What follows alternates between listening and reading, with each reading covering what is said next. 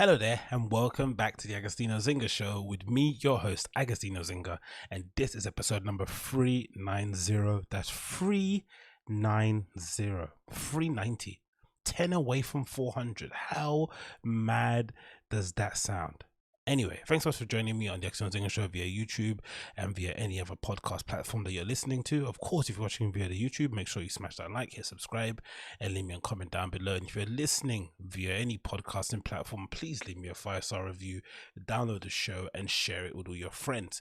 As per always, Patreon's contributions are more than welcome. You can find that link in the show notes, as well as the pinned comments on this video wherever you're watching this. So make sure you click on that. You get access to my entire library, as well as one bonus podcast that's only going to be available only via Patreon. So make sure you check that out. Before anything else, make sure you check that out. And of course, I've also added a little bonus feature as well in the Patreon where I'm adding in timestamps for all the topics I speak about. So if you want some timestamps, an actual breakdown of some of the topics and all that malarkey, and you can't bother to look at some of the clips, then make sure you sign up on the Patreon. Do not delay. So, how you been? Good, amazing. How's your weekend? Great. How's mine? Non-eventful as per usual. The most interesting thing that occurred during my weekend was what? Let me say. Most probably running or going to the gym, right? That wasn't even the weekend. That was on Friday. The last time I went, I took like a 2-day off on a weekend. So the gym wasn't even anything I looked forward to apart from that. What? Movies maybe? I'm watching Fargo season 3 or 4 am I on at the moment? That's pretty decent. Is it season 4 or 3? What season am I on now with Fargo? Let me double check this. Is it season 3? It must be season 3. Yeah, season 4, sorry, starring Chris Rock. Pretty decent so far. I kind of had to rewatch, or I wanted to rewatch season 1 and 2. I kind of just banged through the first 5 episodes of that. Probably the easiest things to watch because they were easily the best seasons from Fargo, especially that first season, like sublime television. So now I'm scraping the bottom of the barrel, trying to rewatch old shows that I enjoyed. But so far, season 4 of Fargo isn't too shabby. Chris Rock has done a pretty decent job in his acting credentials. I didn't necessarily think he could do a serious role, right? Not playing a comedic act. He's not playing a comedic role under any circumstances. He's essentially playing a gangster in Fargo. So definitely make sure you check that out if you want to see his performance in there. But there's some other strong performances in there, actors and actresses that I can't even name off the top of my head, but definitely something to keep you entertained during these winter COVID quarantine restricted months. It's starting to get old now, isn't it? COVID's starting to get a bit boring. Most people want to get back to living their regular schmegular everyday lives, but when that's going to happen is anyone's guess, really. So far, if you listen to, I'm trying my best to only listen to the people who have skin in the game, that have a vested interest in the economy reopening.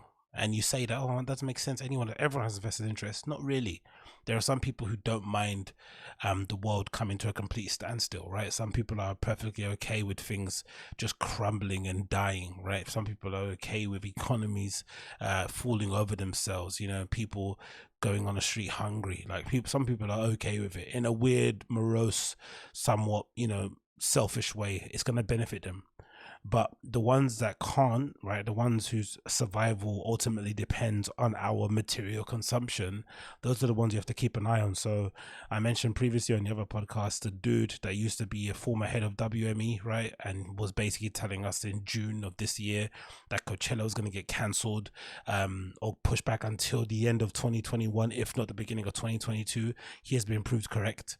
If we take what's going on in the UK, for instance, we're essentially under this new restriction until the middle of next year. Most European countries have locked down for the most part. They've kind of they've gone into a second restriction phase because of the spike. Wales recently announced something. I think Germany's doing something, Portugal's doing something. Loads of European countries are kind of reacting to the second sort of wave spike that's happening. Obviously the States haven't given an absolute fuck, right? So big up America for that regard. They just don't care. They're just trying to pretend it doesn't exist. If they just want to hope they wake up one day and it's completely eradicated. But if we go by what's happening around the world and we analyze the situation as honest as we can, we all have to agree that most likely things won't return back to any kind of normality late, I say earliest, end of next year, earliest. And then of course, latest the middle of 2022. So again, I think in an ideal world, it'd be great to have some parts of the economy reopen, especially my side of things, right? Nightlife.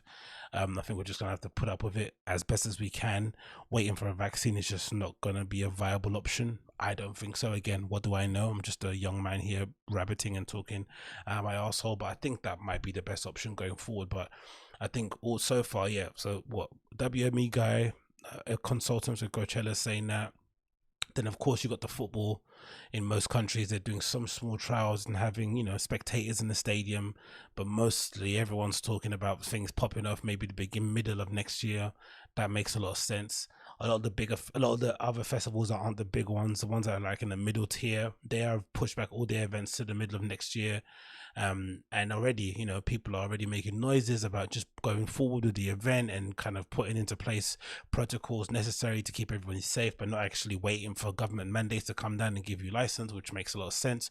Of course, it opens these people up to liability claims, and insurance probably ain't going to cover it. But in terms of being able to restart and to get back to doing what everyone else does in life, I guess some people are going to have to just take the risk. I guess it is what it is, because we've seen so far most governments are quick to maybe close things down, cancel things, push them back. But in terms of restarting, maybe it's just a function of government, too much red tape, too much bureaucracy, too many people pushing paper, right? Too many people just like wasting time, having role for the sake of it, holding things up, and just maybe a generational gap too. There are, like I said in the beginning of the show, there are some people who are, looking forward to the world sort of burning down, and crumbling within itself, right? Some people kind of have this fatalistic idea that there's too many people in the world. They're just like, you know what, let this wash over, as a la Trump's word, wash through the population, and whoever's left is left. Last man standing, kind of, gets to keep the prize. So if that's the case, again, I don't really have much of I don't. Some of these arguments and discussions about keep pushing back against local mayors and presidents and prime ministers and stuff. I get the friction. It's okay. I think some people are allowed to have this opinion that reopening stuff is just bad for everybody all around the world, right? You're going to kill loads of people and you're going to be responsible. I think it's okay to have that point of view. I just would like it there to be an opposing point of view, right? If you're allowed to be ultra cautious, I also want the person that's kind of wants to kind of fly off the seat of their pants to also be involved in the argument, because I think that kind of friction, those two polar opposites in terms of views, a good solution can come out of it, because essentially they're both coming from good places. You'd hope so, but then again, if that doesn't happen, then you have to take the least painful option, the option that kind of inflicts the less pain on the populace, and then go with that, because there's no way we can survive another year with restricted access and restricted movement, let alone myself, being an individual, and us, most people watching being, just kind of looking after yourself and your family, your friends, people that have to look after employees, looking after sectors, looking after regions. Like, you just can't afford another year of just no movement, no business. It just doesn't make any sense. So let's see what happens with that. Fingers crossed there's a change sometime soon. So you have a big news to get through, and actually happy news if you're a Man United supporter. United managed to win 4-1 against the odds against Newcastle the other day, and I'm happy, man. I'm over the moon, actually, very, very much over the moon. I think prior to the match, a lot of United fans were very nervous about the game, understandably so, considering that we actually absolutely got pummeled, right, convincingly by Spurs 6-1 at home. And then we had the international break that essentially didn't give us a chance to kind of get back on a horse and basically, go for it again. Those kind of international breaks after such a heavy loss can be a blessing and a curse. They can be a blessing because it allows people to go and clear their heads, and it can also be a curse because they don't give you an opportunity to just get back on it, right, and try and rewrite your wrongs. There's too much time elapses, and sometimes idle mind, it can fester, negative thoughts, stories come out, players start talking on international break, as Pogba did, and just kind of create some division. But somehow, I don't know what happened, but it might have reinvigorated us, and I think part of it might have to do with some of the rumors that came out about Bruno Fernandez having an argument during the Spurs game, so much so he had to get pulled off at half time, him along with Matic. And then when he went on international break, supposedly he's not sold or convinced by Ole Gunnar Solskjaer's coaching techniques, blah blah blah blah blah blah. And I think these stories eventually ended up galvanizing the squad. I think Bruno Fernandez probably spoke in confidence with some friends about his doubts about Ole Gunnar Solskjaer. I'm sure that happened. He definitely spoke about Ole Gunnar Solskjaer's ability to manage United and obviously get us back to winning trophies. And like anybody else with eyes and ears, he's probably doubting whether or not Solskjaer has what it takes to get United back where we kind of, rightfully should be. But I think, unfortunately, because he's not very familiar with the way rumors work and the way with news sometimes leaks, he unfortunately ended up speaking out of turn or in confidence of somebody he shouldn't have spoken to, and that person ended up relaying it to all the usual heads. First of all, I think it kind of leaked to Duncan Castle and a few other people, and it got out. Now, don't be surprised going forward if you don't hear any more leaks from Bruno Fernandez's side. I think he's probably smart enough to identify who from his camp was probably likely to have leaked that or kind of passed the news on. So don't be surprised that's the last of the news. Somehow that kind of ended up galvanizing us. And then off the back of it, we also had the backstory of the Harry Maguire issue, playing terribly for England during the international break, getting sent off, and supposedly suffering from mental health issues. But regardless, from just a football fan point of view, because I don't know anything about the guy's personal life, he just hasn't been playing well, hasn't been playing like an £85 million centre back, and generally looks like somebody who does not necessarily acclimatize well to the bright lights of Old Trafford, and that's okay. I think because he's English, people are probably more adept to kind of give him the benefit of the doubt. I think if this was Paul Pogba, he would get written off a long time ago. But of course, I understand the climate, it is what it is. Support your player, but I would like United fans to probably be a little bit less fanatical about that sort of thing and kind of just back the club as opposed to individual players. All that kind of Martial, Pogba FC stuff is really odd. I've never really understood that kind of idea. I guess because we're so shit, the only good thing about our team is individuals, but I still think it's a bit bizarre. That aside, somehow Ole Gunnar Solskjaer decided not to drop Maguire, played him from the start, and it kind of paid dividends. It worked out pretty well, and he got a goal. Had a pretty decent performance, a blight for some misplaced passes, which I'll get onto later, but overall solid performance, 4-1 away from home against a pretty decent Newcastle side prior to this match. I think this game they actually showed where the actual levels are. But yeah, we started off pretty poorly, conceded an own goal in the first 2 minutes, which kind of set a bit of a precedent. You kind of felt, oh no, here we go again. Luke Shaw letting in a goal. Luke Shaw was obviously at fault for a couple of, or maybe more than a couple of goals against Tottenham. But if you look back at the game, because I rewatched it from the beginning to the end, I downloaded the match and kind of watched it without commentary just to kind of get an idea of the shape and what we were doing. I think we didn't do anything wrong in the first 5 to 10 minutes, to be honest. I think the goal came with just an unlucky circumstance. Shaw was trying to block the cross. Maybe he was a bit lazy in terms of how he swung his leg to it. It wasn't the purpose. He wasn't trying to push it out in a certain place. He was just trying to block it with his foot, and it ended up kind of looping over De Gea and into the goal. No problem. We reacted pretty well. We had control of the ball. I didn't really necessarily feel that Newcastle had any sustained period of possession. All their good stuff was coming mostly through Saint Maxim. Apart from that, I didn't really see them have any joy. Obviously, Shelby is always an issue when he gets on the ball. He's got great pass selection, great weight of pass, and just generally has good vision on him. So he's always dangerous. But he didn't have one of his better games, and he always normally turns up against United. He was pretty mediocre. So we were lucky in that respect because Newcastle didn't actually pressure us or play with the low block to kind of nullify our attacks or press some of our players that have the special ability. So we were kind of allowed to kind of pop it around the place, and as soon as that happened, players like Juan Mata, players like Bruno Fernandez kind of came into there, and even Fred was playing really well, keeping the ball moving, rotating the ball in midfield. McTominay did a pretty good job, and for the first half an hour or so, we played pretty solidly, so much so Bruno Fernandez ended up scoring a pretty decent goal that was ruled offside, but that obviously showed that we were kind of gaining a footing on the game. Harry Maguire then steps up and scores a pretty decent header, and if I remember correctly, the actual header itself came off of the back of a pretty decent move on the left hand side between Mata, James, and maybe Bruno Fernandez, that then went out to Mata. He had a shot cut out for a corner and leads to a header from Maguire. Which is another thing to say too about Daniel James. I thought Daniel James played pretty well, I'm gonna be honest. A lot of people have ragged on him, and I'm still not a believer he's probably Man United quality, but I think in terms of some of our other players who have been some supporting members of the cast of our team. I look at some people like a Jason Park and all that, maybe Daniel James isn't as good as Jason Park, but those kind of players who might not necessarily be an attractive option for other clubs, but they seem to do a job for Man United. I think Daniel James might be in that mold.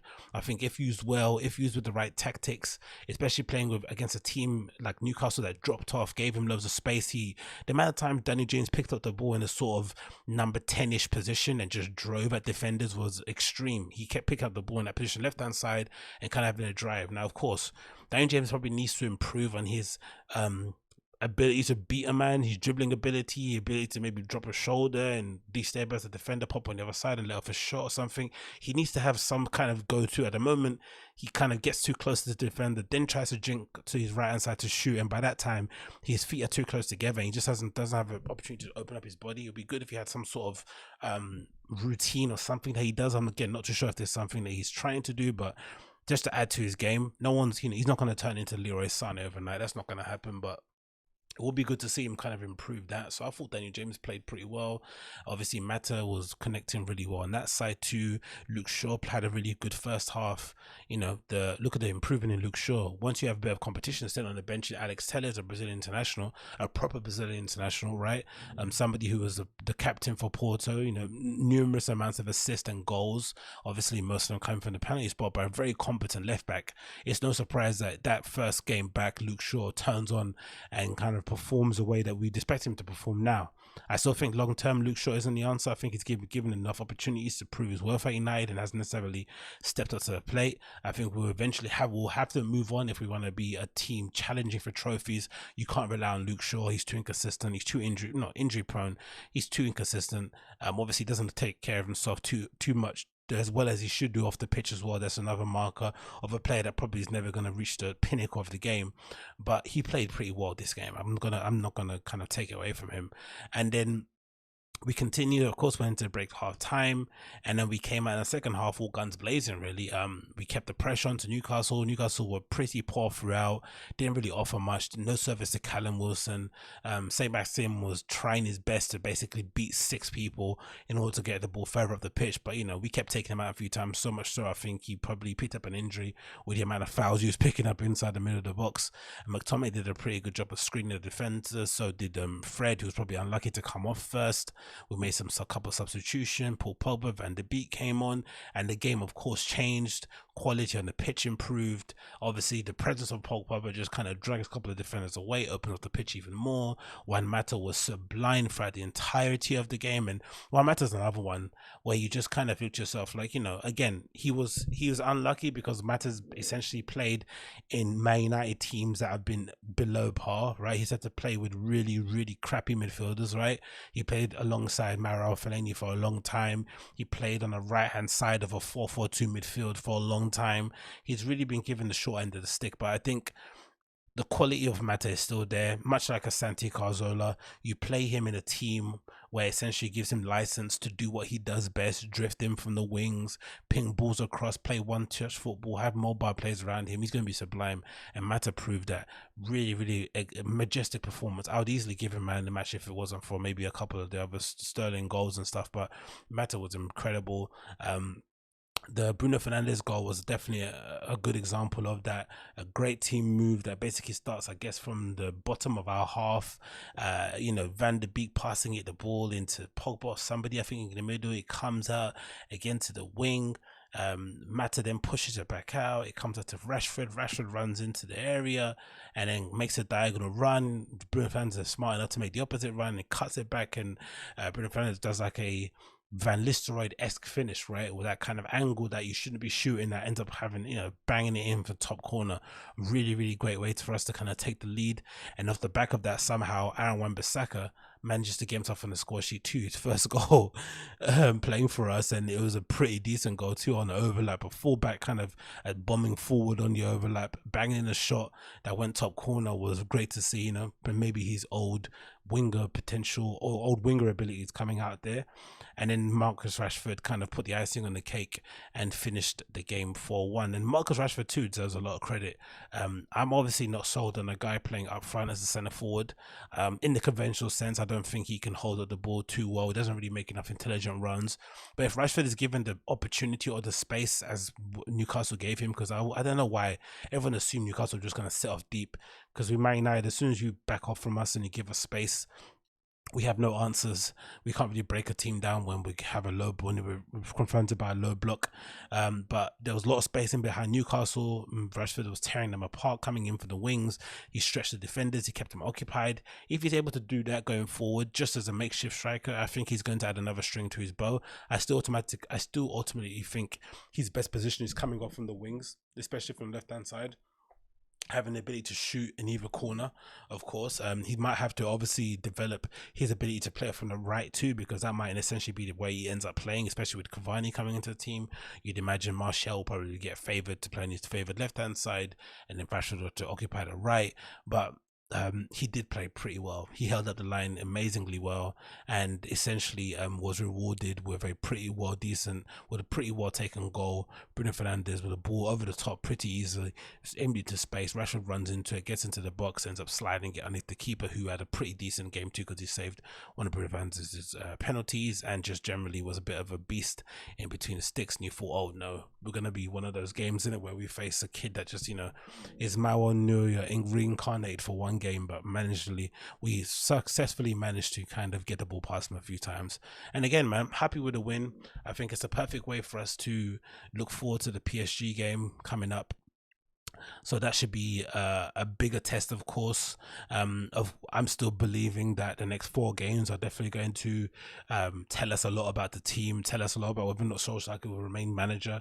I still think going forward, if we want to win trophies, if we want to get the best out of our players, and if we want to get the best out of this current regime, unfortunately, this regime where we're not necessarily going to get all the money in the world to spend on big players, if that's the case, we're going to need a manager who can get the best out of the players that he's got, who can coach them in the same way that, you see Arteta coaching Arsenal, you see Klopp obviously bringing the best out of his players, Pep at Man City. We're just going to have one of those managers, because we don't have the infrastructure that would allow us to sign loads of players and get that right, because it's all a bit haphazard in that regard with our transfer policy. But that's a story for another day. Man United won 4-1 away from home at Newcastle, a much needed respite, much needed confidence boost for the team, and better for us too as supporters. In it, no one wanted to have another miserable week, not looking forward to watching match of the day, complaining on fan channels. No one wanted that. Like, it was horrible after that 6-1. It felt like everywhere I was turning, I was being reminded of just how crap we were. Now at least we have a little bit of a good feeling. Still, the problems are still there, no one's going to deny that, but at least we have something that we can hold on to going forward. Man United 4, Newcastle 1 away from home. This has been Stratford Red Devils talk. I'm joking, but yeah, that was good. What else happened? But the football side, football talk aside, many other topics to get in. So grab yourself a drink and let's dive on in.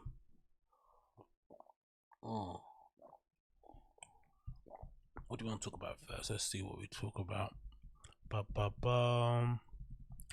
Let's get rid of this. Okay, let's get in here. So breaking news from the world of podcasting that might bring you a few lulls if you've been paying attention to what's been going on. Joe Rogan has just announced that young Jamie has unfortunately contracted the COVID, right? He has tested positive for COVID-19. Now, of course, if you've been paying attention, Joe Rogan's had a bit of an up and down relationship with the whole COVID, right? He's essentially led him to, seek pastures news in Texas. His home state of California have essentially locked down the entire state because they fear the Rona. They don't want anyone to get it. They obviously have a different sort of approach to it, as opposed to other states in America. And Joe Rogan's comedy circuit industry essentially has been negatively affected by some of the decisions going on there. And California decided to kind of up sticks once and for all, and decided to move to Texas in order to live in a place where he can be a bit more free to do the things that he enjoys to do.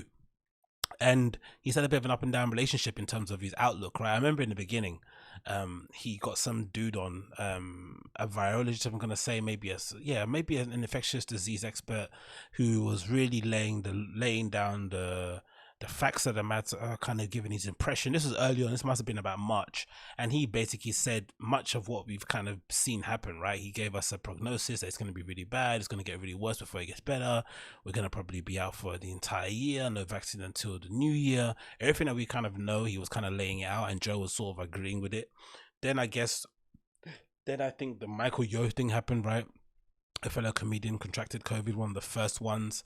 He was a young, fit kind of dude who got COVID, and it kind of shook up the comedy world, shook up most people, because it was like, oh wow, if he got it, right, and he looks like a pretty in shape dude, imagine everyone else. And then somehow, I guess, because Michael Yo came on the show and described what kind of led to the situation, it automatically, when I remember watching Michael Yo on Joe Rogan, I immediately knew Joe was going to start going, a little bit conspiratorial on the whole COVID thing, and maybe having his doubts, and investigate a little bit more, because Michael Yo was basically saying that he was run down, he was touring a lot. I think he might have said he was moving home or something. Loads of stuff was happening in his personal life, that was basically making him run down. He had a bit of a fever in the first place, which kind of made him susceptible maybe for catching COVID. Who knows? I'm not an expert. But that sort of planted the seed in Joe Rogan's head. And ever since then, he's been on a COVID denial sort of like dance, right? He just kind of says a few stuff, kind of chuckles and laughs about it, then takes it back, then chuckles, then takes it back. But then most recently in the Tom Papa episode, he sort of doubled down on his stance that he thinks, essentially, the virus isn't that big of a deal. He kind of raises a point that Trump got it and he was perfectly fine. He's a fat dude who doesn't really eat healthily, which is kind of a decent point to make, don't get me wrong. But again, false equivalency, right? Because Donald Trump is a leader of the free world. He's probably going to get round the clock, expert 24-hour support that's going to essentially ensure that there's no way, chance in hell, they're going to allow him to die of a virus that he's been berating on the pulpit for the best part of a year or so, right? Or since the virus basically was declared, or since the pandemic was declared, they weren't going to allow that to happen, no way, shape or form. So he has obviously been denying it for a while. And then of course in the Comedy Circle crew, you've got the Joe Rogan, you got the Brendan Shaws and Brian Callen. They were probably the first victims of it. They dealt with it in a really poor way. And then recently we've got stories of who was it, Andrew Santino contracted it, and maybe a few other people who have kind of kept it to themselves and didn't really want to say anything about it, which makes sense, I guess, because you don't want people to I don't want to say it doesn't make sense, does it, if you don't tell people why you got COVID? But hey, comedians are weird. Anyway, now Jamie's got COVID, and Joe Rogan announced this on his Instagram, and we're going to play the clip now and hear what he has to say about it. Boom, boom, boom. Hello, friends. So we have a situation. Young Jamie Vernon tested positive today for COVID-19. I tested negative. The rest of the staff tested negative. But Jamie tested positive. He thought maybe he had a sinus infection or allergies, but he has COVID. We were off last week. And again, how much better is this announcement of, than what Brendan Shaw did? How much better is this than what Callen did? And, it wasn't even arrogance. I don't know what it was. Maybe it was arrogance, right? Because I think, to give a bit of context, when Brendan Shaw and Brian Callen got COVID, this was kind of like, that was like the crescendo to their whole COVID denial, right? Podcast that they were on. Every episode was Brian complaining about COVID and his shows getting cancelled, because effectively that's what happened, right? They got their knickers in a twist because they weren't able to perform shows, they weren't able to go on tour, earn money, see their friends, and like it or lump it, that's a big part of their lifestyle, right? That's a big part of what kind of gets them out of bed in the morning, to be able to kind of write jokes, right, quote unquote, whilst they're on the show, and then perform those jokes at the Comedy Store, when they go on tour, when they're filming a special, blah blah blah blah. So to have that completely cut off, which kind of is their main way to kind of socialize with their peers, it's a big deal. So I understood them, being a little bit annoyed by the fact, but the fact that they took that annoyance to then, questioning the severity of it, questioning state response to it, where no one really had any information. Again, now probably they probably have more of a reason to be angry at the response now, because we have, what most places have 7 months of information and they're still in some kind of lockdown. It's like, come on, let's just look at the findings and make some adequate ways that we can kind of all get back to work and do what we love, whilst still looking after the vulnerable. But back then, when we had no information, to get up and say confidently that you're doing it the wrong way because you just want to get back on stage, it kind of came across weird. So this apology already is 100 times better than Shorb. And again, maybe Shorb and Callan were the sacrificial lambs, right? Because Andrew Santino's apology the other day was pretty decent too. So maybe they've learned from the backlash that those guys got, and how badly they handled it in terms of being careless in the first place from contracting it. Brendan Schaub is still denying that he passed it on to Shin and some other people, even though he was the super spreader in that respect. Maybe this is kind of the lesson they've sort of learned from it. Let's continue and hear Joe's explanation.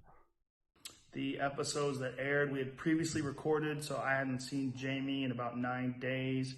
And he said somewhere around Thursday, this past Thursday, he felt like shit for a day, and then started feeling better on Friday, and by Saturday he was mostly over it. Today he says he feels 90%-ish, but it's COVID. So, and that's the weird thing about this thing, and it seems to respond. It seems to have different responses to different people, isn't it? Like, there's no one uniform way of experiencing COVID. There's some stories you hear of, like, who is that recently? There was a story of like a fitness influencer that passed away, a Russian dude or something, right?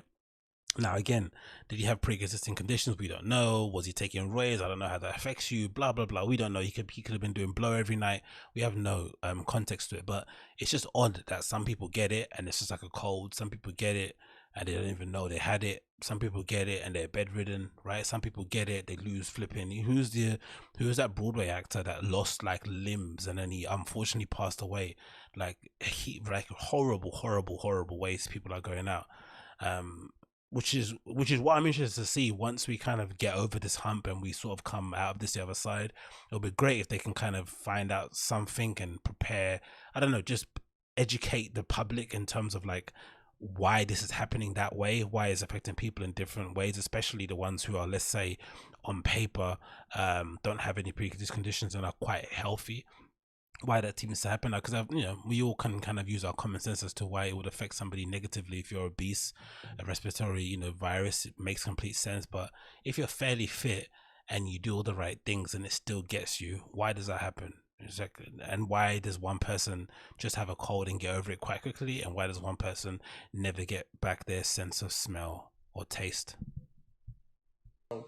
We canceled all the shows. We're happy he has a mild case, but we canceled all the shows. I'm keeping away from everybody and testing myself and testing the staff every day until we're in the clear.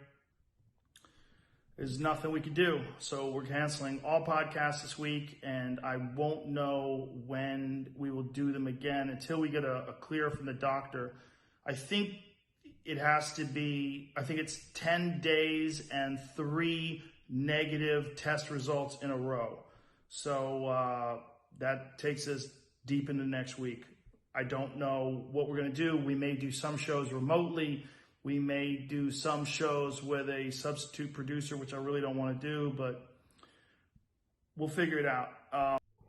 And again, how much better is this explanation than what happened to children? Again, is this because of their deal with Spotify? Do they have to sort of be a bit more upfront about this? I don't think so, because Joe's really quite, honest and straightforward when it comes to these sort of things. I'm sure he would have done this even if he was filming this in his basement.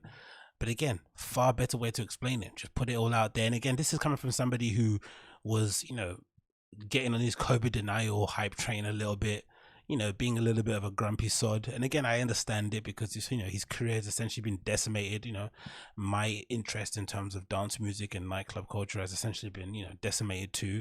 So anybody in performing in the arts, especially nightlife, is, can feel his pain.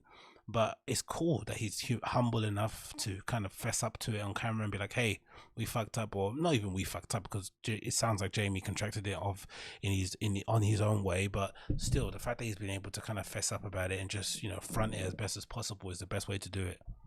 And I'm happy that Jamie has a mild case. I'm happy that he's feeling better. But obviously, this is a fucked up situation. My apologies to all the guests. My apologies to all of you. It's out of my hands, obviously, and I will keep you posted. There you go. The Joe Rogan podcast is going to go on a hiatus for a week, so or maybe more, in it, depending on the negative tests that are coming up. So again, interesting news there, and it's a never-ending circus when it comes to all those comedy store guys, isn't it? But let me know in the comments, what do you think? Do you think this is natural karma for Joe's COVID denial? Do you think it's just an unfortunate circumstance?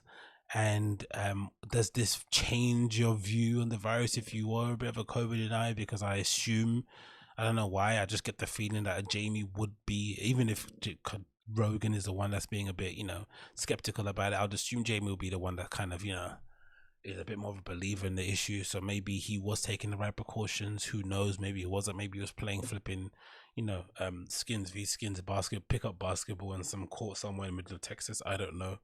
But yeah, hopefully that guy gets well soon, in it, because that show isn't, it's not the same without young Jamie behind the board. So hopefully he recovers.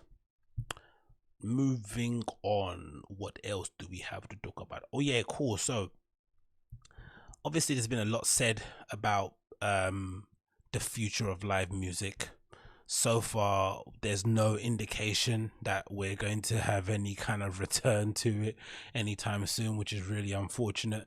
I think we've all come to the realization, or we've all come to accept, I have anyway, especially, that live music, or whatever I deem to be my, interest in terms of dance music and nightlife, or essentially festivals, concerts, that's going to be put on the back burner. If we were the first places to close, we're going to be the last places to open, especially, when you look at how the experts think COVID spreads, with it being in droplets, with it kind of spreading quickly in terms of people shouting in enclosed areas with no ventilations. It kind of rules out nightclubs completely. So of course different people have come up with different solutions to try to make that work, especially for artists. They're really struggling at this current moment in time because most artists have signed pretty crappy deals. Streaming has essentially the streaming platforms have essentially robbed them blind. And then this is probably the perfect time for an artist to have the ability to just sit at home and collect money from the music that they've made over the course of their career, right? People are at home wanting to hear some music, wanting to have a bit of an escape. They should be able to make money from just from their past recordings, but unfortunately the streaming breakdowns aren't the best. So artists are looking for other ways to kind of supplement their income that would have come from touring and selling merch. So people are trying to live stream. Now the issue with live streaming, which I found myself even with my channel, which gets pretty decent views, if you don't do live streams prior, you're going to have to build up an audience. You're going to have to build up a level of consistency. You're going to have to just do the hard work, right? Just to kind of get it to a level that people would give a shit about, because it's a whole different thing on its own. Now, there are some artists that were, at the same time that they were performing live, they were also kind of keeping up their connection online and making sure that they're building a community via the streaming platforms. But for most artists, they don't necessarily want to put themselves out there like that and have the kind of bad look, quote unquote, of only having 10 people watching their stream or whatever it may be. So they want like a ready-made audience on a ready-made platform, or they want the ability to take their audience directly on the platform and get them to pay. And it looks like there's one startup that's kind of doing something similar to this. I've kind of put this article forward here from TechCrunch. It says the following: Jared Leto, Scooter Braun, and Troy Carter are back in Moment House, a startup creating live events digitally. Now, for myself, this is like a nightmare, but I understand the need for an artist point of view to kind of get their stuff out there and connect with their fans and put some money in their pocket. So it says the following: a pitch to offer artists a way to go live, to give geofence live events to fans around the world, has brought the new Los Angeles startup Moment House 1.5 million in seed funding. The money came from heavy hitters in the Los Angeles entertainment and investment scene, including Scooter Braun, Troy Carter, and Kygo's Palm Tree, and Jared Leto. Patreon chief executive Jack Conte and Sequan Capital partner Jess Lee also participated in the round. Forerunners Ventures led the deal, and investment was made by Kristen Green, the firm's famous founder and managing partner, Kevin Mayer, the former chief executive of TikTok, GV chief David Crane, Aaron Levi from Box, the tech media entertainment guru, and Matthew Ball and the product maestro Ewan Eugene Way, all participating around as well. But it got some heavy hitters in this, isn't it? Founded by Arjun Mehta and Share Bansal and Nigel Igari, the company grew out of work the three men did while attending USC. And the USC Jimmy Iovine and Dr. Dre Academy of the Arts. Wow. Okay, it's good what you call it, good press for them in it in that school.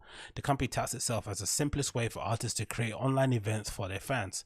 For its first foray to live events, Moment House is going to host a geofence location Pacific tour for the musician Youngblood, right? A very good punk artist. Other ticket events include from Kygo, Black Bear, K Tronada, Denzel Curry, and Flu will follow, the company said. So instead of obviously streaming directly via Twitch, where you're going to have to rely on the generosity of your fans to give you tips, bits, and subs, this obviously creates an option for the promoter and for the artist to charge a flat fee for people to watch them perform. Now, I know certain comedians like Bert Kreischer and stuff and Tom Segura have done these live shows where they essentially have these, where they live stream a show behind a paywall, and then it's available for a short period of time to watch on demand, right, for 5 days or so after the fact. And you watch it on a particular site, you get a particular passcode, you enter that and you watch it. I guess the mechanics of that are a bit clunky, so platforms like Moment House will probably be good because they can just partner up with artists, or an artist can just basically apply to have an account and just kind of host the show directly on their platform. And then of course, you know, I'm assuming Moment House take a cut of some of the sales, but you can effectively, if you want as well. The good thing about it is that the artist gets to increase the amount of people that they can reach, because I guess if you're a young blood and you go on tour, you might not be able to fill arenas just yet, but if you're able to do a geofenced live concert only for your fans in North America, you still have access to the entire, you know, North America population that gives a shit about your music, and not just one state, right, or not just one side of America. So that's where that comes in. And of course, it just obviously increases the opportunity for these artists to make real big money, because they can essentially do, you know, European Pacific shows, North America Pacific shows, South America Pacific shows with different sort of artists collaborating. It brings a sense of exclusivity, it brings a sense of connection. But again, as a fan, would I want to watch my favorite artist perform on my shitty laptop, you know, sipping some room temperature tea? Probably not. I'd probably wait for the real thing. But if we take the word of that former WME executive who told us in June or July it was, that Coachella would be cancelled until the end of 2021 or at the earliest 2022, and now it's been proven right with the latest news that leaked that basically Coachella is going to be pushed back again. If that's true and we won't get live events until the, what do you say, earliest the end of next year and latest the middle of 2022, then apps like Moment House might be the best way for artists and fans to connect. It might be the only way, especially if you're gagging to see some of your favorite artists perform live. It continues. For musicians, the company's pitch of ticketing security, merchandise integration, which is awesome, global payment support, must have been music to their ears, because all those features add up to one thing: cash. And the performers on the platform take all the ticket revenues. Wow, with Moment House earning money by charging the fans a small fee. That's incredible. So the artists get to keep all the money, which is great, right? It's a complete flip on what the streaming platforms are doing, where the streaming platforms keep all the money, and so the record labels just replaying the trauma from all the record label deals out there. That's a great option, isn't it? That really is a great option. In a statement, company co-founder Arjun Mehta said that the company's technology and services wasn't a response to the COVID-19 pandemic, but rather a way to amplify the concert going experience with an online approximation. So it continues. Moment House is empowering artists to deliver digital experiences that feel authentic and compelling, said Leto in a statement. I was drawn to the unique design-driven approach because that's what's needed to create a new category here. Now, Jared Leto's a bit of a wally in it, but that aside, it got me thinking. Imagine if what they're saying is true, and this business isn't just about reacting COVID-19, and this is just a solid kind of platform to give artists and fans an extra opportunity to connect with whoever they like. Let's imagine a world where we're back open and people are allowed to perform live and, you know, in venues again. Is there an option? Because I remember saying this prior, because I think this is all kind of playing out.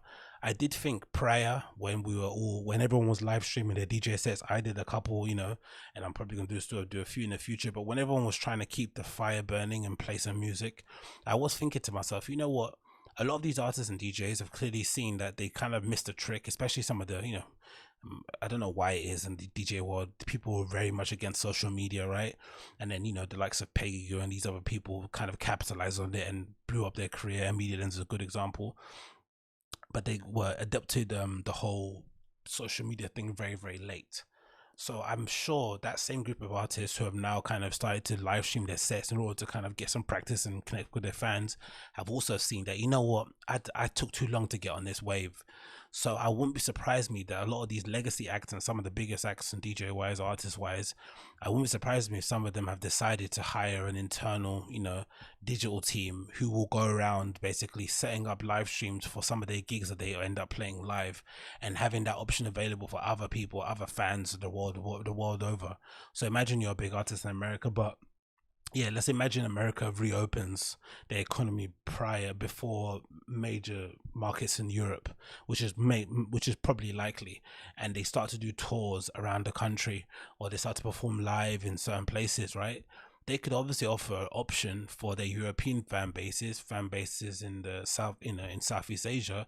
They could offer them an opportunity to watch wherever they're performing live in concert on the stream. And it's going to be geofence. It's only going to be available for that particular region that can't see those people perform live in their home country. That would obviously open up access and obviously open up a big revenue stream. Imagine you're performing to a packed stadium of people, right? Barclays, whatever it may be. And then you also have 30,000 people in Europe buying your tickets to go and watch you play. And that's like what, $4.99, $15.99, however much you pay for it. And the good thing too, people have already gotten, they've already gotten used to the habit of watching stuff online too over the last it feels like, right, the habit of watching stuff live streamed has basically changed in that regard. It's not as cliche as it was maybe a few months ago, so that could definitely be an option. But again, I'm interested to see how this develops. Myself as a fan, I would much rather, I don't know, walk into traffic than watch my favorite performer playing on my broken, cracked iPhone screen. But I think largely most people would probably want to see that, and most artists will want an opportunity to make some money performing live, because hey, streaming doesn't pay in it. Streaming does not pay. Next on the list, what else do we have? We have, this is interesting news, isn't it? So supposedly eBay, is from TechCrunch too, has taken a stab at the sneaker authentication game, and they're kind of challenging StockX and GOAT for it in the US now at the moment. So it's a headline here from TechCrunch. Says eBay takes a bite at StockX and GOAT with sneaker authentication for sales $100 plus in the US. Now, if you don't know about sneaker authentication, that's essentially GOAT and StockX's what would you say? That's essentially their main selling point, right? The ability to maybe connect with a whole group of buyers, maybe, and sellers if you're a customer, and also the guarantee that all the shoes that are going to be on their platform are going to be 100% legit. Because unfortunately, with the rising sneaker culture and it being a multi-billion-dollar industry and resellers essentially falling over themselves to sell kids overpriced Jordan 1s and Yeezys, it's also created a secondary market of fakes that have gone, from really crappy Dalston market level copies of Air Force One and Air Max 95s to really sophisticated, replicas that are kind of you can't tell apart on a naked eye unless you're a real fanatic or a freak. You'd have to really inspect the shoes to be able to highlight which one is real and which one isn't. So that's obviously bringing up a bit of an issue for platforms like StockX and eBay. And I remember StockX in the beginning had a real issue with fakes in it, especially with some of the factories actually making the tags that go on the shoe that certifies it being 100% legit that has been authenticated by the in-house team. That obviously messed things up and allowed people to kind of scam the system. And now there's probably a lot of fakes kind of circulating in people's collections that they have absolutely no idea about. But again, the game is the game. So GOAT and StockX are the main purveyors of that reseller market at the moment, but the main players, the ones that are kind of the OGs, are eBay, right? I made a ton of I can't even try and figure out how much money I've made on eBay back in the day, but from the various accounts that got shut down due to some unforeseen circumstances, let's leave it there, I probably made a lot of cash back in the day, especially when I was in uni and I had no way to make, and I had no option to get a job. Actually, that's probably the main reason. eBay and reselling was maybe my main avenue and option. Now, back in the day when I was collecting and selling shoes, the reps or the replica shoes weren't as good as they are now, so that secondary market was pretty straightforward. You'd buy a shoe on a Wednesday and you'd put it up on the same day, and more likely than not the buyer could rest assured that what you're selling was legit, because it was very unlikely that that shoe was available anywhere else prior to you purchasing it in that store. But again, like I said, because of the reps and because of the leaks that come out from the sneaker brands who are basically shooting themselves in the foot because they want to create hype on a shoe, they put out all these detailed images, they get given to influencers who maybe then go and sell them or loan them to factories for high, again, this is only stuff that I've heard, but supposedly so they do, they'll lend them to factories, and then maybe sell them, especially want to get them deconstructed for a really high fee, you know, and then probably buy the pair back on the fake as well on another platform. Like, there's some really shady things going on. But eBay, the original platform, has decided to get involved in the sneaker authentication business and take a bite out of StockX and Goat's Pie. It says the following: eBay is announcing today that it's going to start authenticating sneakers sales over $100 in the US. This is a clear bite into the dominance of StockX Goat in the limited sneaker universe. The authentication will be done by SneakerCon Digital, a subsidiary of the brand that runs well. SneakerCon, wow, okay. SneakerCon Digital was founded by Alan and Boris Vinogradov, was infused by cash by the visionary Pirate Equity Group in 2018. They provide well-known and influential backer in the sneaker community that should provide a solid signal for buyers and sellers. It's a good choice.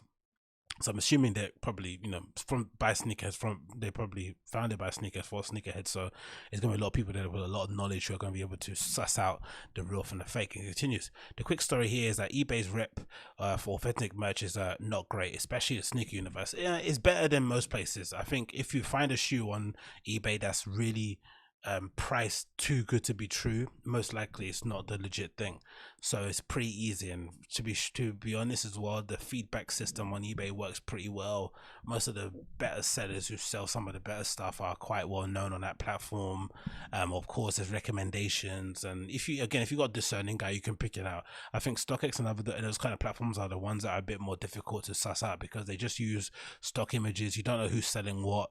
They don't necessarily list individual items by their seller. You just buy the shoe based on what's available, and then you get sent what's available, and then maybe it's good, maybe it's not. So it's a bit more of a treacherous journey buying stuff on those platforms. It continues.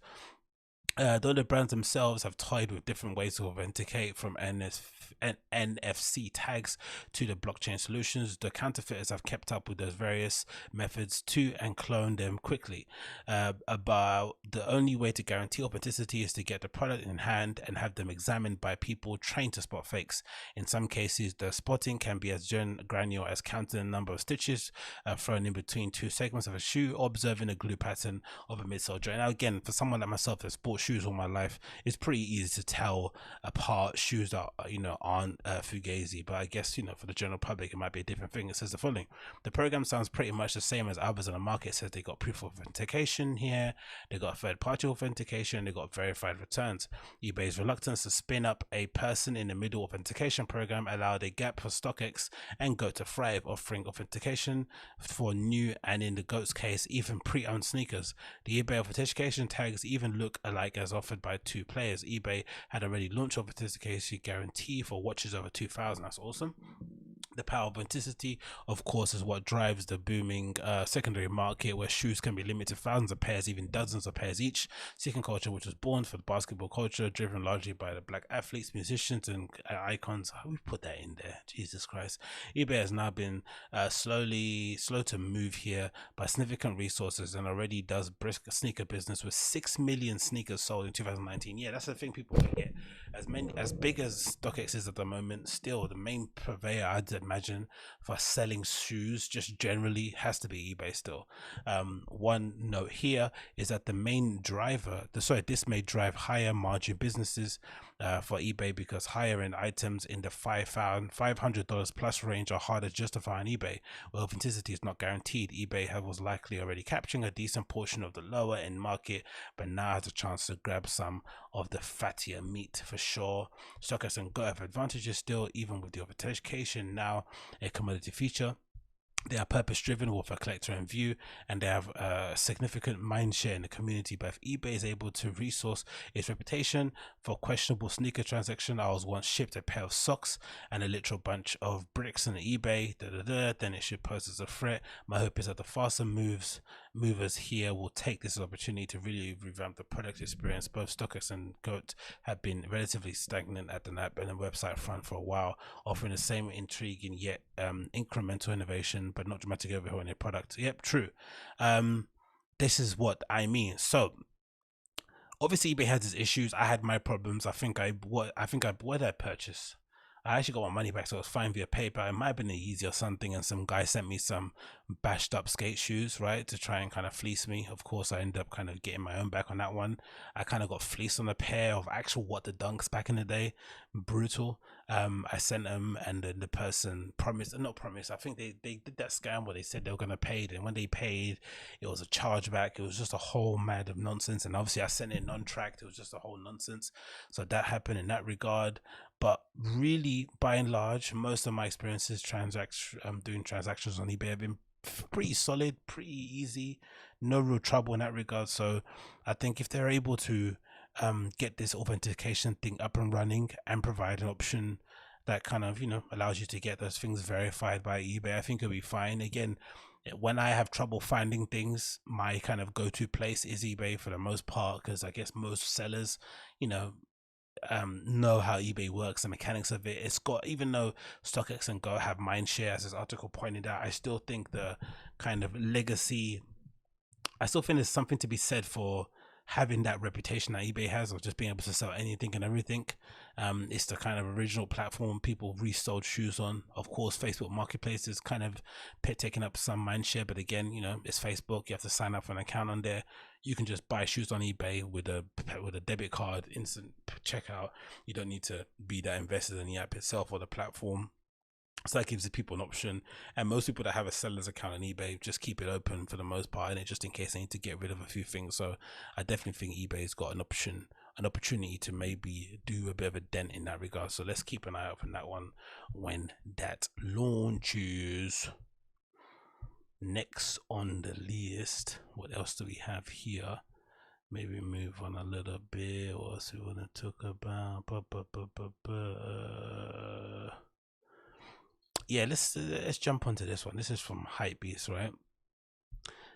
This is from, I guess, the latest collection. I'm gonna say, is it from Fall Winter 20 or just maybe a range that's out there? So Balenciaga has announced or revealed these Vibram toe footwear collection that look god awful, and might be the crescendo when it comes to my obsession with ugly sneakers. Now, I've got a pair of Triple S's, I've got a pair of other shoes that I've deemed to be ugly, and some New Rock boots and double sole Dr. Martens. I've got a little thing for shoes that look quite buzz, yeah, shoes that by the general consensus aren't the most beautifulest, if that is a word, right? But is this maybe the pinnacle of ugly? Is this maybe where finally people say enough is enough?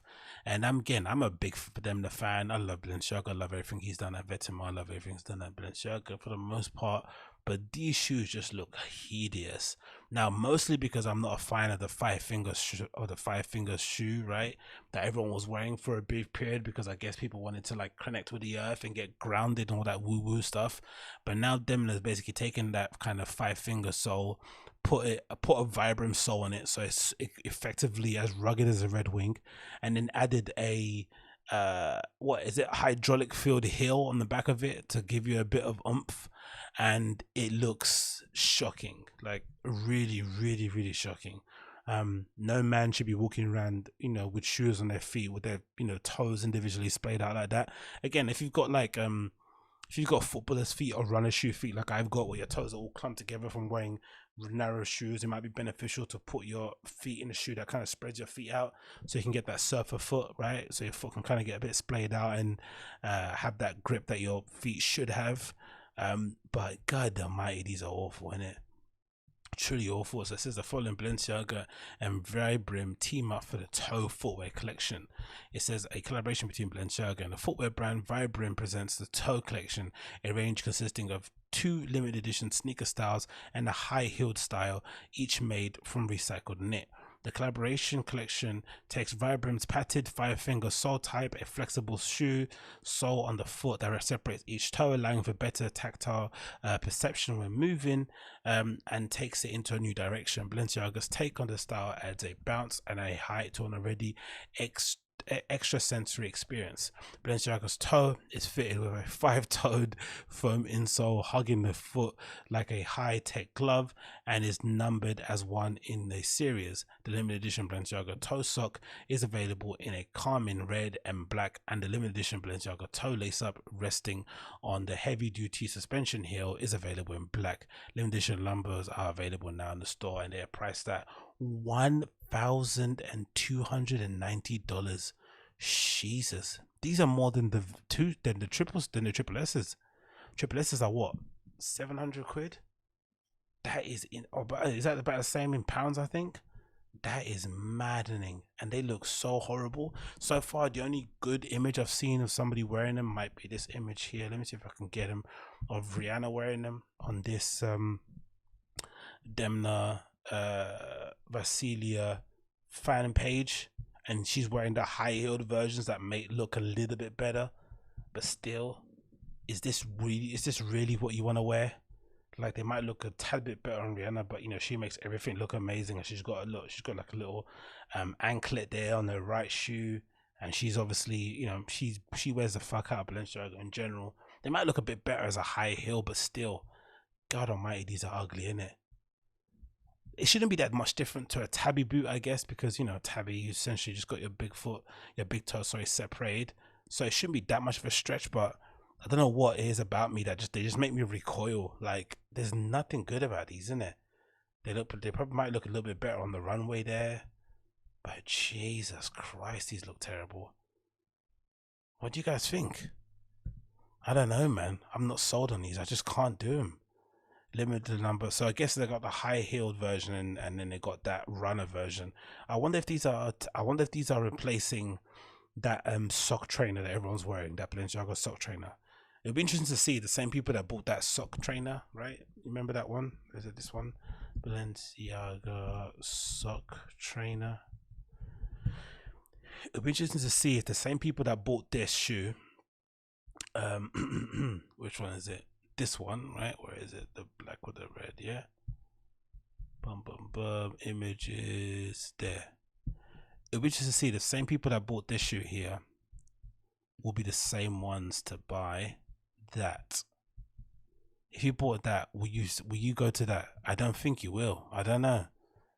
I just don't think you're gonna stretch to buying the sock trainer. If you've got a sock trainer, will you go and jump on and buy the toe? Bambarati, that looks terrible, innit? It might look a bit better in that pink, but again, most ugly shoes in small sizes for girls typically look pretty good, but it's the moment you start sizing them up into my massive US 11s is when things start to get a bit dicey. But Shaza, Mima, and that shoe and sneaker, oh god, I don't know, man, but they look good on Rihanna, innit? What do you guys think? I don't know. I'm not buying. I'm not sold, really. This is not for me. But again, maybe I'm wrong in this regard. So let me know in the comments down below. And if you want to purchase a pair, you can. They're available now, right? For, I don't know what they say. Was it 300, 1,000 something dollars or something crazy like that? So if you want to purchase them, get on them now. They're available now in the Balenciaga store. Wait for the news to come out here. Yep, available now for $1,290 of your hard-earned dollars. So definitely check those out if you want a pair. Moving on, what else do we have here? What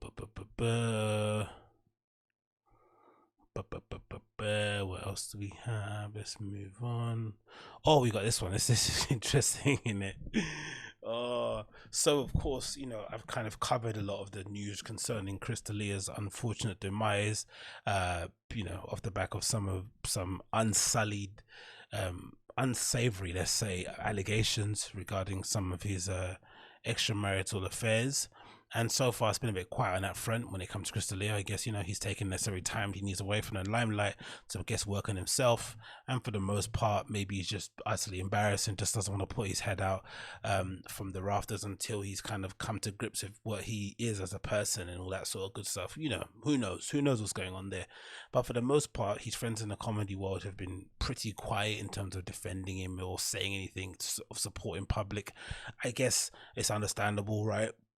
A lot of these people that work in Hollywood have essentially, given their souls, given their entire lives to making it, and now they've got some semblance of, popularity, notoriety, and infamy and fame, whatever it may be.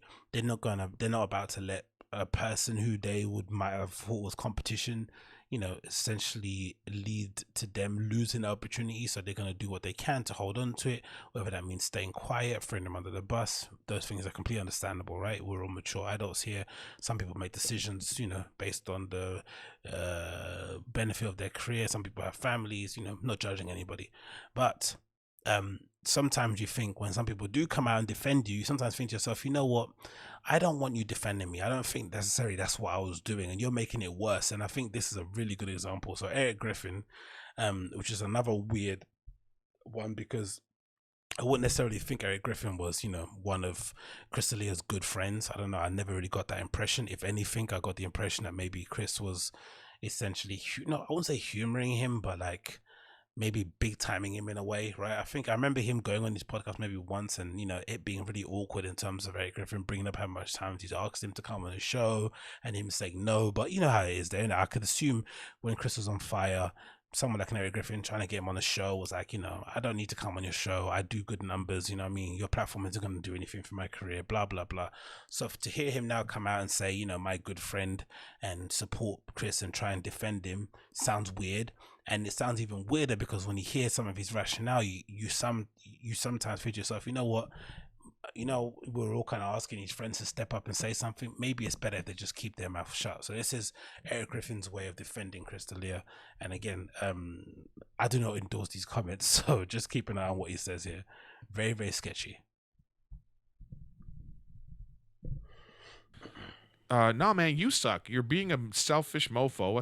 I think you love the thrill of having two girls more than you love either of them. You're having fun now, but it's not going to end well. I mean, that will blow up in his face, And it was great. I got this message from. I've gotten like some messages from girls who are like, this one girl said, let me find it. Oh, she says, in the name of females around the globe, thanks for telling fuckboys that they suck. Here we go. Someone made me think, though. I was like, hey, let's talk about this. Let's talk about the F boys. You get dinged for saying the F word too much, so we'll call them the F boys now. You know what the problem is? Like, people don't take responsibility for the creation of this, for the creation of, like, I love listening to girls. I love, because Rachel listens to these girl podcasts where all the girls talk like this. Hey guys, what's up? I don't know what's going on today. My hair, and I don't know. They all talk like that. It's so annoying. Anyway, but they all talk about F boys all the time. Oh, they're so. Here's the problem. You support them. The problem y'all have with fuck boys is that's the ones you want. You want to be with them. And you're mad they're not conforming to what you think they should be doing. Now, is Erik Griffin a little bit annoyed that he was getting overlooked in his previous single life for these F-boys? There's plenty of guys out there. There's plenty of good guys out there. But nah, they're not those guys. They're not those guys. They're attractive. They're ladies' men. They're macho, chauvinistic. They're like, they got a lot of women in the stall, and y'all are one of them. And you're mad, but are you surprised? Like, are you really shocked that a dude that has like so many options is taking advantage of them? And like, you feel like you got? The problem is the level that the minimal level of you feeling special, you need to raise that. Here's a That's mess. to me is Here the comes a problem. mess. Whatever basic level you go, well, let me give you an example. Real world example. Here comes a mess. So my buddy, my friend Chris D'Elia, he's gone through all this stuff. He's had all these allegations against him. And Friend, then there's just people that do you remember the episode of him and Rick Glassman where he essentially, without saying it in so many words, called Chris a creep, right? And now suddenly he's his friend. Yeah. are coming out with stories about him. I don't condone bad behavior. I think Chris, he's a chauvinist, okay? He was a ladies' man. He loved being with ladies, and he let it get out of hand, all right? But that being said, some of these girls, like, they wanted to be with him, okay? That's kind of like him saying they kind of deserved it, innit? I don't know if that's the kind of message I want to be sending out there. Do you reckon Chris vouches for this message? Do you think he endorses this? One of his friends coming and saying that, the girls sort of deserved it because he's a chauvinist male pig, quote unquote, that they deserve to be taken advantage of. They deserve to be harassed. They deserve to be treated pretty poorly. And again, like I said previously, right, some of the allegations against Chris aren't that bad in isolation, but when you look at all the stories, what you basically see is somebody that didn't have that much regard for his female fan base, tried to basically smash and dash as many of them as possible. And because they were all of varying ages of innocence, it made them look really bad, because you're meant to be, especially if you're the older person in this relationship and you're the dude, you're meant to take some ownership in terms of making sure that the person you're dealing with feels some level of comfortability, right? Trying to show them a good time and just generally not trying to be a dick. And that's basically where he basically let himself down, right? He didn't go out his way to try and make these girls feel comfortable. Some of the accounts of his friends acting weird as well kind of added to it, kind of like a boys crew that was essentially just trying to make sure they're racking up their numbers. No problem with that whatsoever. Rack up your numbers, but if you're going to rack up your numbers, you got to treat the girls with some level of modicum of respect. And unfortunately, he didn't, and he came by him in the ass. But to sit there and say that these girls deserved it because they're going after bird brain girls going after bird brain men, somehow each person deserves it, is odd. Yes, did they both play an equal part in the crappy encounter that they had? Probably in some respects. I'm not a fan of these whole like power dynamics. Oh, he has a power, he has this. Like, nah, not really. I think it's just sloppy encounters, are sloppy encounters. But of course, I still do think the onus should be on the adult. Right, the adult should be the one taking the control, taking the reins, and ensuring that the other person feels comfortable, the other person's okay, right? Making sure they're safe, making sure they're having a good time, all that good stuff. Because if that happened, I'm pretty sure Chris doesn't find himself in this situation. Because I think it was a bit of an open secret that he liked to get down and enjoy himself. But if he was able to treat them with some level of respect and just be a decent gentleman for a short period of time, even if it was just for the time that they were together, that would have gone a real long way. But again, this is maybe the perspective of somebody in Erik Griffin's case, not to be mean to him, but he hasn't. I would imagine he didn't really get that many girls prior to doing comedy. So now that he has, been fortunate enough to maybe touch some very attractive females, his whole perspective of things has kind of immediately been skewed, and now he's looking at it through the lens of somebody who has just attained some level of notoriety that's allowed him to basically attract a higher caliber of females. But this is a very, very odd defense of your friend that's been accused of a crime that on paper looks really bad. They wanted him, so they pursued him. So anyways, my point is, I saw this one story on one of these things where the girl's talking about him, and she says, he made me feel special, and I drove from Texas to California to see him. What? Hold on. At what point did you feel special on the 10-hour drive from Texas to California? So whatever attention. Yo, this is sounding weird, isn't it? This is sounding super suspect. Now, if you were a conspiracy theorist, you'd say this kind of defense coming out of nowhere could be one thing, right? On the fair point, it could be just his way of trying to get back in the good graces of a Chris who still holds a bit of clout, I guess, in the city of Los Angeles, right? You want to just make sure you're aligning yourself with him. Everyone's moving, so it's maybe a good power play to stand yourself next to a guy like him. If he comes back, obviously you can be the guy to interview him first, blah, blah, blah, blah. Or someone could say that defending somebody this strongly about such a, cut and dry, slimy thing that he did, maybe is a prerequisite in terms of him probably having his own skeletons in his own closet regarding some of his past actions, because he's mentioned in prior podcasts that he regrets some of the earlier encounters that he'd had with women that were consensual, but some of the flirtings, he kind of regretted some of the things that he said when he was trying to shoot his shot. So maybe this is him trying to overcompensate for that, but regardless, this is a very, very odd defense he was giving that made you feel special enough to get in the car and drive? And again, I don't live in the States, but is Texas 10 hours away from California? I don't think it is, really, is it? 10-hour drive? It doesn't seem like it. And even if it is, I'd assume, just much like in the UK, people would go as far as they want for a bit of, bit of hanky panky. People will travel miles. It's not indicative of the person's lack of mental acumen that they're gonna be able to jump in their car and travel somewhere to hook up with somebody, especially somebody with notoriety, especially somebody with a name. That's not an indication that they're dumb or that they're somehow short-minded.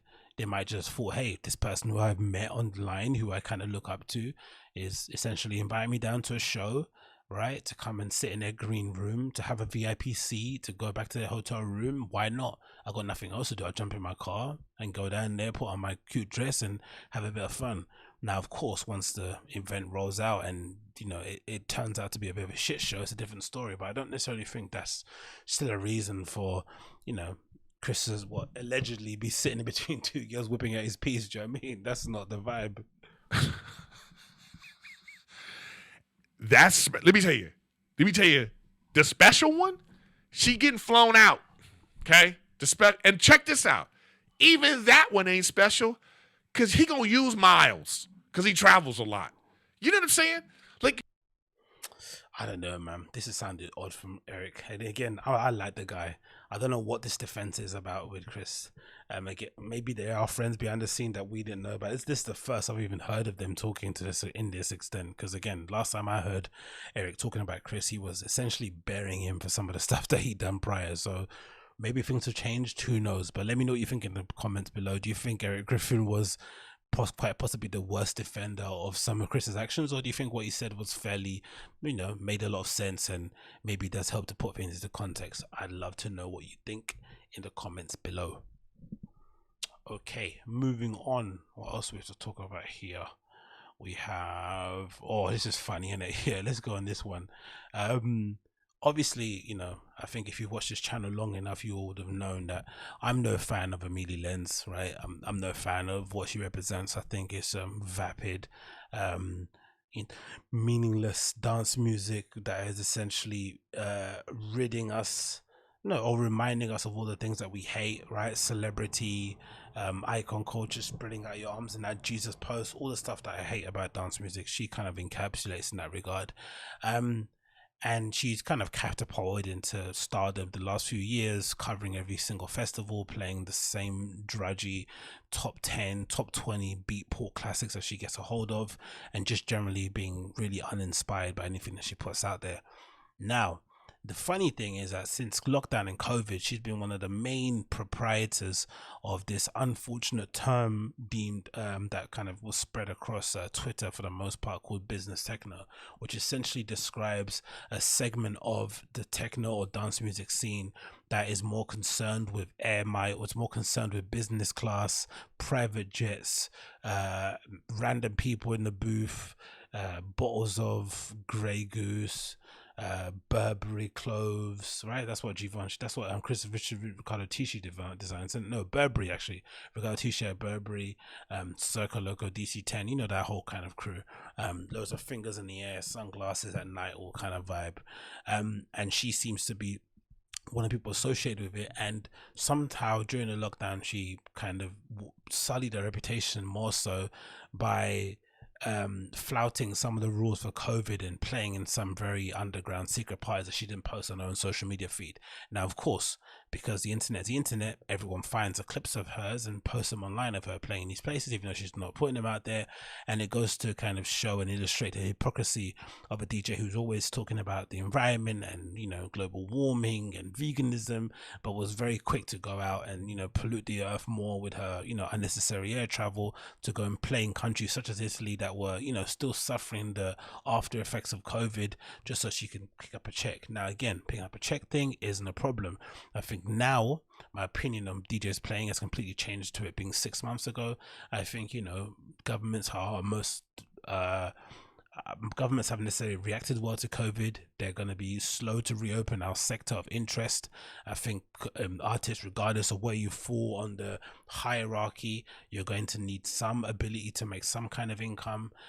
You know, no one is rich forever. If you have no way of making money, all you're going to have is outgoings. I completely understand that, but it's just I guess a hard pill to swallow for some of the middle tier and kind of bottom tier artists who prior or during the kind of beginning stages of COVID, everyone sort of had, or the people that I was kind of listening to had this naive hope that somehow COVID would necessitate the return back to the roots of dance music, right? Going back to kind of local communities, promoters promoting local artists and giving them the platform to play in front of a captive audience. Because guess what?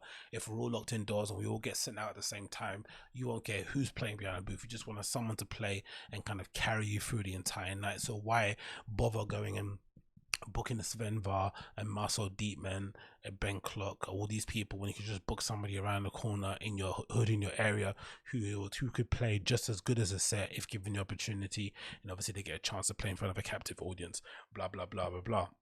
But that didn't happen. Unfortunately, the reality of it is actually what ended up happening again, which is kind of, you know, kind of goes to show some of our maybe naive hopes, was that because of the lack of options available, because of the restrictions that were imposed on promoters and on the countries, the promoters that were putting these events on, that were putting their money on the line and also risking their reputation and the health and safety of everyone else at the event, they didn't want to take any chances. So they'd much rather book the certified DJ who can sell tickets, right, especially in these uncertain times, then go and book somebody unknown in the hopes of getting people out the same way. You're just not gonna, I guess, attract the same crowd if you book, you know, unknown DJ in your local hood as opposed to Nina Kravitz. Now, my opinion, I completely disagree with that, and I think in this era or in this period in time, even if it was wherever in Italy it may have been, where they basically, you know, they're quite possibly might be the best dance music fans in the world in terms of their fandom for DJs and stuff, but I think even in a place like Italy where they obsess over DJs and, you know, DJs are as famous as some big hip-hop acts and pop stars and whatever it may be, I still think if you was able to get some local promoter to play some local acts who have produced some music or whatever it may be, or remixes or whatever, just local DJs that are well known, local favorites, they could have easily done a good enough job and still commanded the same amount of people to go and buy tickets, in my opinion. Now, obviously Amelia Lenz kind of went out there and played a few gigs, and, you know, we all saw them happening, but for some reason she had an interview with a magazine called was it called Kultblut magazine, a print and online magazine for art, fashion and music based in Berlin, and she somehow, I guess, had some sort of amnesia and forgot that she played this event, and Business Tesno took some screenshots of the interview, which really makes me wonder why people like this lie when you have video evidence of the contrary. So this is a screenshot. The magazine asks her the following: I've already touched on music. You're a DJ, producer and label boss. What's it like for you at the moment to not be able to tour? Do you feel more or less inspired, right? This is the exact question. And her response: Emily, I have very mixed feelings, and it's almost as if I feel different every day. Most of the time, I'm truly enjoying being home, enjoying having so much time to myself and for my friends and my family, but I really miss touring, which is odd because she's been on tour. She's played at Possessions party, she's played at other parties, she did the Italian kind of, what's that, Coliseum type of place that everyone was playing at in the middle of the summer. She's played, It continues. I started making music because I knew that kind of track and tools I wanted to play during my sets. Even up until today, all my tracks were made for the dance floor, so I'm struggling to feel inspired to finish my tracks. For the label, it's great to have all this time since I really can take time to listen to the track of the artist over and over, but it's also weird to release an EP without getting to play the record for a crowd, which is like a fundamental lie. She's played for a crowd, and if you're wondering, I guess, she has played to crowds, like, yes, categorically, Amelie Lenz is a liar because she has played to crowds. Here's an example. This is a video from a guy called Techno is the Answer. Amelie Lenz Possession Techno open air in Paris on the 2nd of August. Let's play it. As you can see, I'm gonna scan forward, packed crowd. You can obviously see her bobbing her head, doing a silly dance. Even though she's got a mask on, you all know that's her behind the decks, right? Arm movements, the same. Imagine leaving your home to go listen to this garbage, right? Imagine. But anyway, who knows? So that's her playing there. And then we scan forward to another clip. This is Amelie Lenz playing at that's the place called. It's called the Guindalina Club, right? And this is in the south of Italy.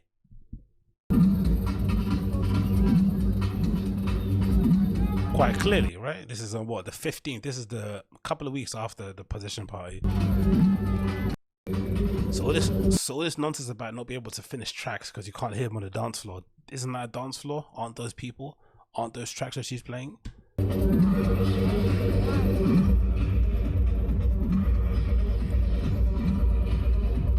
Boring music. We continue again, another clip, and this is the same night, the same event, early in the morning.